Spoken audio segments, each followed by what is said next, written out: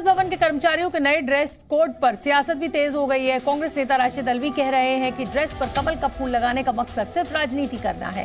BJP 2024 Lok Sabha चुनाव को मोहरा बनाकर ये बदलाव कर रही है। किस तरीके के सिंबल्स हैं, ये बड़ा सवाल है।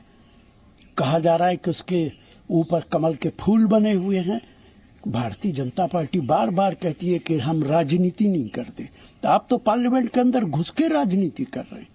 अगर इस तरीके से मार्शल पे कमल के फूल लगाए गए तो इसका विरोध किया जाएगा, इसकी मुखालफत की जाएगी। इस बात की इजाजत नहीं दी जा सकती कि मार्शल को लेकर भी भारतीय जनता पार्टी राजनीति करे और 2024 के इलेक्शन का उनको मोहरा बनाए। रविंद्र कुमार ज्यादा अपडेट लिए हुए मेरे साथ डी न्यूज संवाददाता लाइव जुड़ रहे हैं। रविंद्र, मुझे लग रहा है कि हर मुद्दे को पकड़कर कांग्रेस जो है वो बीजेपी को घेरने की कोशिश कर रही है और अब ये नया मुद्दा जो है ये संसद भवन के में कर्मचारियों की पोशाक या यूनिफॉर्म को लेकर है। कमल का फूल राष्ट्रीय फूल भी है हिंदुस्तान का, वो सिर्फ बीजेपी का जिसे कहा जाए कि सिंबल ही नहीं है। अब बिल्कुल आप देखिए, याद करिए 2014 के बाद जब जनधन योजना लागू हुई थी, जब गरीबों के लिए, झोपड़ी वाले के लिए, जो ठेला वालों के लिए अकाउंट खोला जा रहा था और बैंक के कर्मचारी घर घर जाकर उसका अकाउंट खोल रहे थे, कल्पना के बाहर था। उस समय भी चिदम्बरम हो या कांग्रेस कहा था कि ये गरीबों का कल्याण नहीं होगा बल्कि गरीबों को और दूर किया जाएगा।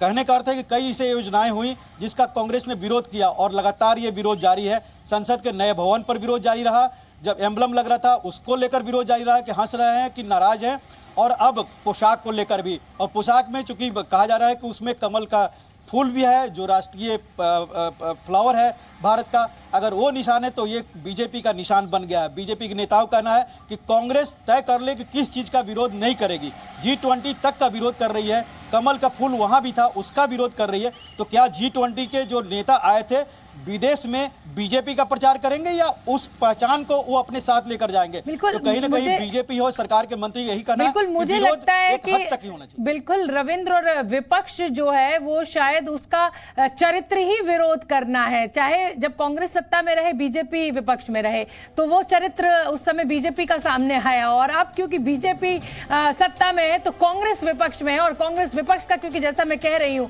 चरित्र ही विरोध करना है, तो शायद इसी नियम पर राजनीति जमकर हो रही है। बहुत बहुत धन्यवाद रविंद्र आपका इस पूरे अपडेट के लिए।